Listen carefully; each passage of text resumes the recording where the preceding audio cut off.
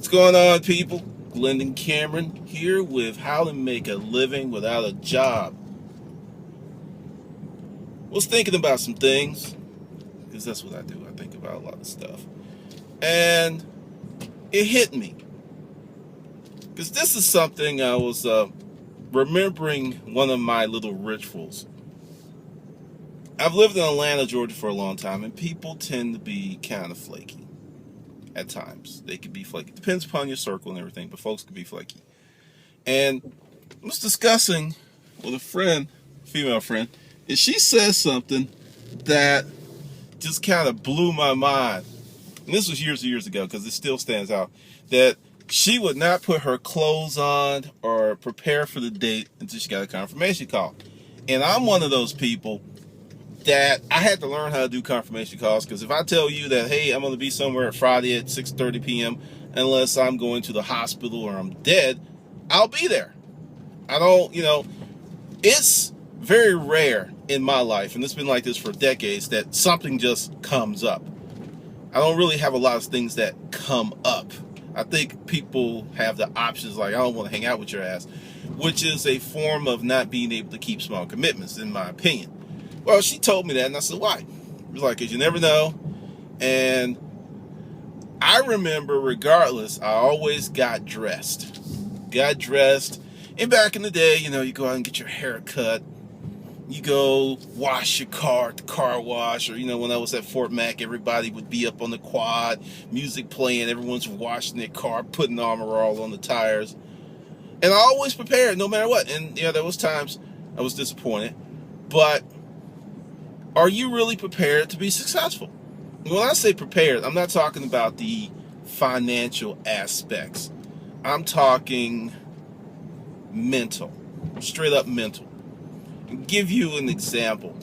When I was working a job, because you don't know the story about how I got into my first contract office business, but I was working my last contract office furniture job.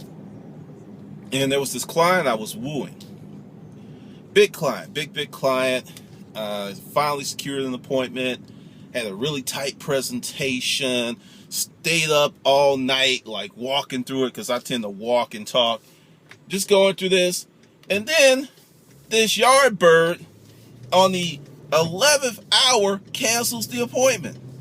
And when I say the 11th hour, I am in the lobby when he cancels. I was just like, you got to be kidding me. I was like, well, I am here. Oh, and he's like, I am sorry. I apologize profusely and blah, blah. I was like, dude. And I'm like a top, one of those old-time toy tops where you wind it. I'm so wound up. And I sit there, and I've got this presentation. And it needs to come out. So, and just to let you know, I take a lot of chances in life. Some of the stuff that I have done, and I look back and I'm like, that worked out, surprisingly enough.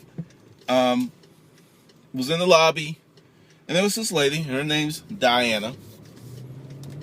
And I said, look, I know it's going to sound really strange, but I worked all night for this presentation, and the guy cancels on me, and I really would like to present to you, if you have the time. Crazy, right? I know. And she's like, okay. So, introduce myself, go up to her office, and, she brings in some people.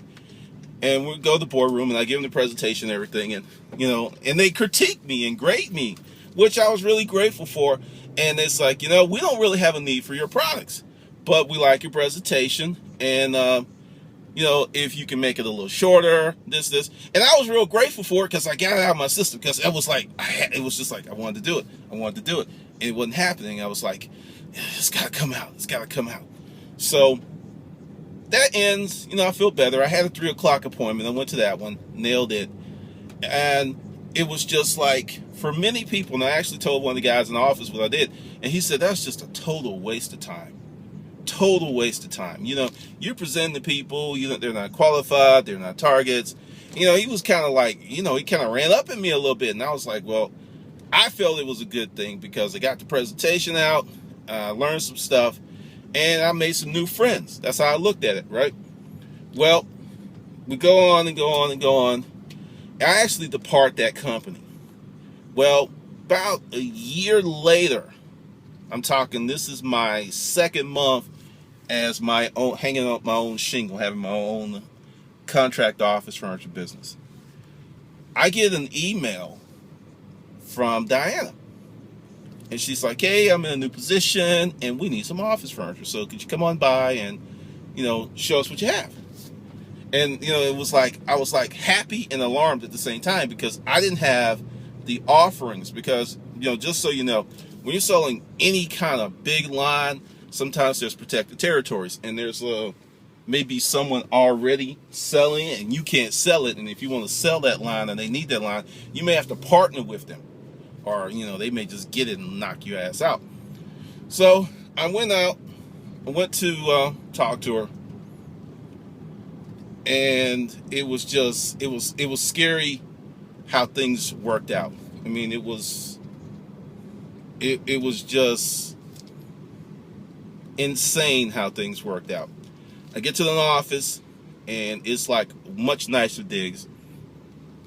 I go in there and I meet her and Diana just comes up, she gives me this big hug. Hey, guy, how are you doing? Good to see you. It's been so long. So we go in the conference room, and I was like, I'm still a salesperson. I was like, so what do you need? What's the scope of the project? We do this, and she told me, and I was like, oh, okay. It was a telemarketing center. And, she's like, well, we looked at, remanufactured, and we don't want it because we want our color scheme to be so-so. I said, okay, that's fine. And I drew, and I had one guy that was working with me with a larger company, and I called him up and I said, just run me some quick numbers, and gave him the dimensions, everything. And this was really cool about relationships because he was in a position where he was able to get me that quote, knock out the stuff, and he just emailed it to me and I showed it to him, and they was like, okay, done deal. She shakes my hand. A few days later, I have a deposit check for $75,000. Total meeting lasted maybe an hour. Blew me away. Totally blew me away. It was a $150,000 job with a 48% margin. I mean, that made my freaking year. And it wouldn't have happened if I didn't take a chance. Now, while I'm giving you this video, because there are some people, oh, it's just self-aggrandizing. I'm going to say something real quick. If me saying I did something successful makes you feel like shit, you ain't shit and you never will be shit because you are a loser. Because happy people, positive people cheer on other people. They root for people. When I watch The Price is Right, I'm sitting there hoping that they win. I feel good when they win. A lot of you out there are cowards and haters because if someone does something and don't present it to you in a way that doesn't hurt your self-esteem and doesn't make you feel bad about yourself because you are a loser little bitch, then you go ape shit. You just like, oh, I can't watch that. And the reason is because it's hitting some tender spots. It's stabbing that underbelly of yours that says coward. But anywho, the deal is you have to get out there and prepare. Take some chances. Mentally, you have to actually see this thing happening before it happens. And for some people, that becomes really hard. It's just like that immediate gratification demon is really strong in a lot of people. That they feel that if there is no I do X, then the yield is Z, a reward, then it's pointless to do. Kind of about like the guy in the office that just said, it was a total waste of time. It was a total waste of time for him. It was extremely profitable for me. That kept me from going under. And this is something else that I really want you to think about. When you're trying to be successful, the work that you do today is frequently how you will get paid tomorrow. And if you ain't doing shit today, you're not going to get shit tomorrow. And that throws people. It really, really throws people. Because I think the title of Harvey Mackay's book, Dig Your Well Before You're Thirsty, is freaking awesome. I mean, when times are good, you need to do these things. You need to get out there and start preparing. But mentally, you have to go into it each and every time as if you're going to win. Even if you don't win, you have to have that kind of belief in yourself. And you just keep going and keep going. Because, whoa, it's been a while since I've been over here. There used to be a hotel over there. It's gone. I mean, it's completely gone. Anyway, I'm distracted. I'm back.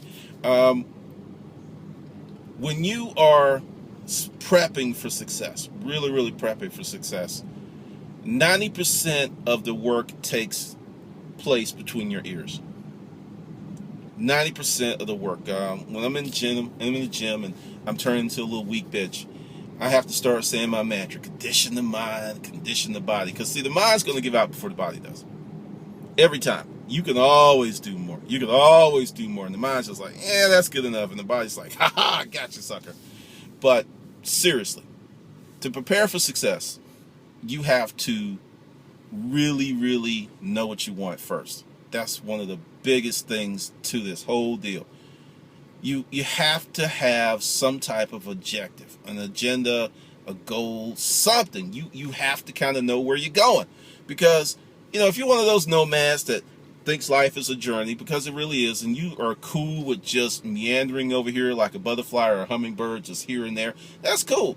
But if you really want to shorten that line from where you are to where you want to be, a plan, preparing, and standing up. A really common example of this, and a lot of women hate this, is guys are afraid to approach. They will look, they will stare, but they will not approach. And yes, the world has changed, but we are in a world where evolution and social engineering has not caught up. That's all I'm going to say on that. But with preparing for your success, you have to dress for it. There's numerous studies indicating that if you get up and you're in a profession where you wear a suit and a tie, you put your shirt and tie on, you're going to be at a level where you're just going to be more effective. You're going to get in that vibe. You're going to get in that flow. And some people need that uniform because it turns on that thing in them that makes them really successful. That thing that makes them tick. That it gives them more power. Everybody can use more power. So when you're preparing for success, I want you to think about, what do you want?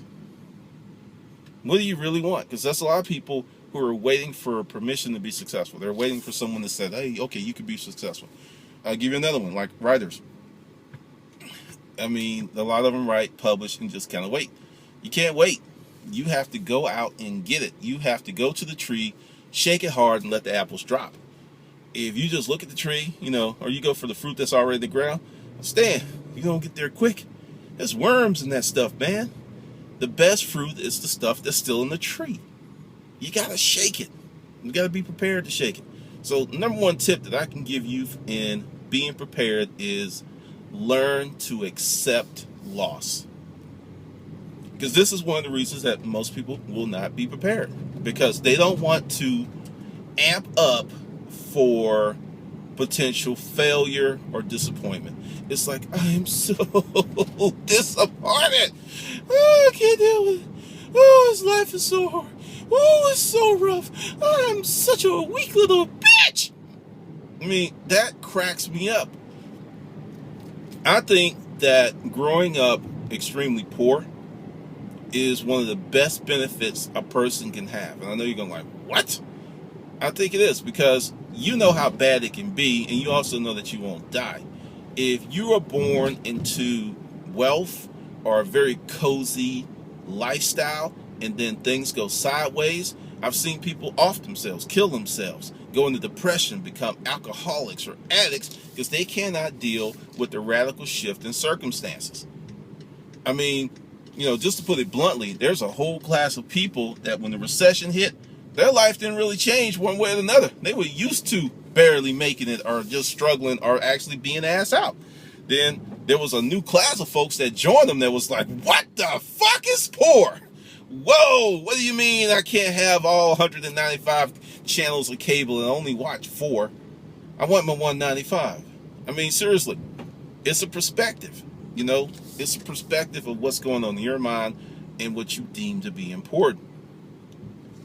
But with our world today, I want you to prepare for success. I want you to chase your dreams, because we are entering into, depending upon your mental orientation, one of the best periods of time ever with technology. I mean, there are 3D printers that are creating living tissue. I mean, how fucking awesome is that? I mean, we're gonna see people walking around with bionic legs, like the $6 Million Man when I was growing up as a kid, and the bionic woman, and we're gonna see that. You're gonna see someone in the street, and you're gonna hear servo mechanisms and gyros moving because they're walking on a bionic leg. We're gonna see that in our lifetime.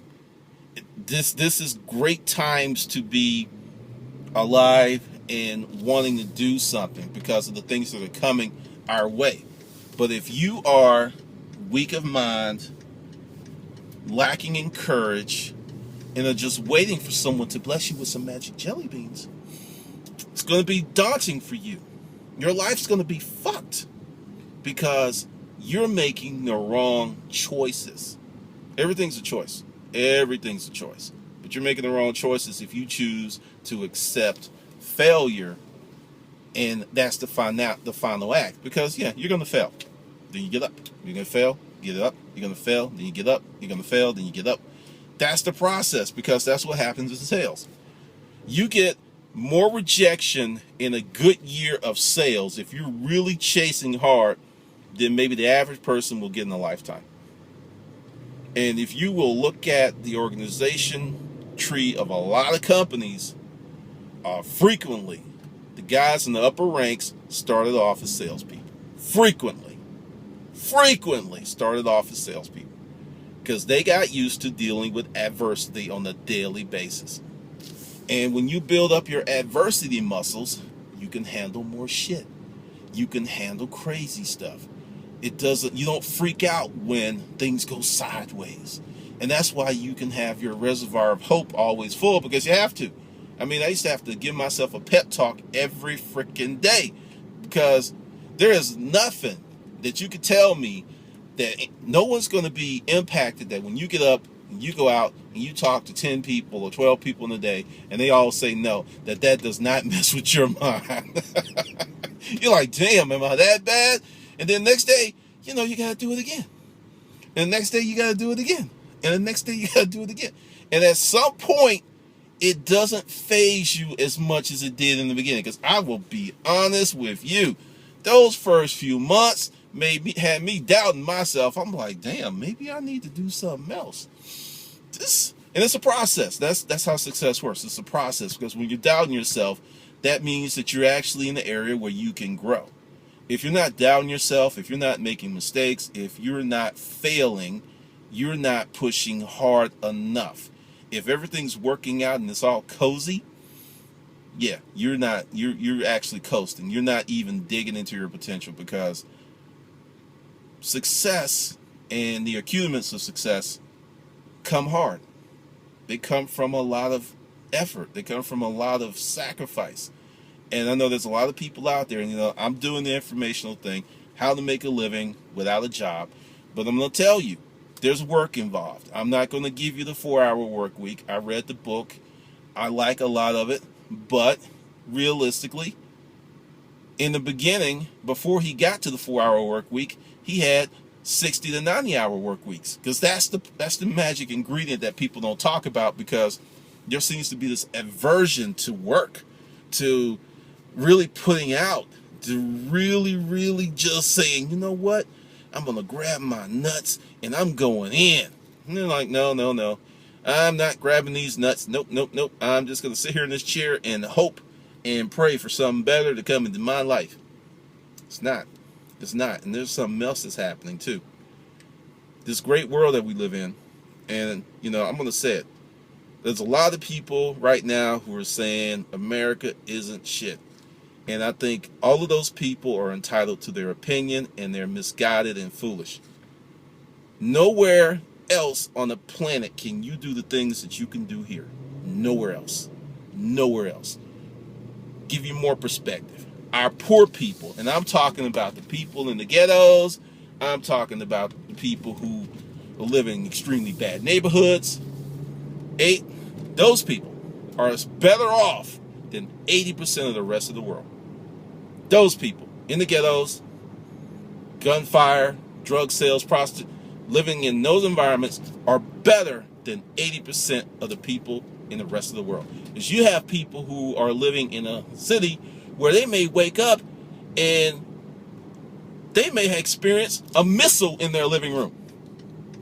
They may get on the bus, and the next thing you know, the back of the bus is gone because a suicide bomber got on it.